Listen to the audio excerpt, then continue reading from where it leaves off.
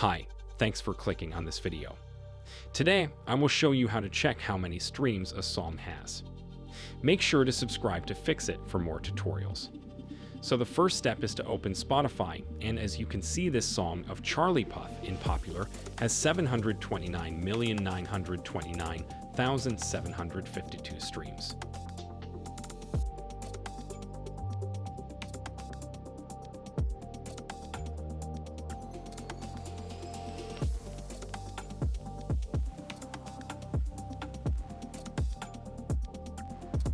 And if you want to look for a specific artist, then you can go to the search bar and look for the artist. In this case, I'm searching Alan Walker. You can see his Popular song has 76,559,120 streams, and if you click on it, then you can play it. If this tutorial helped you today, make sure to subscribe to Fix-It. Leave a comment below on what you want to see next.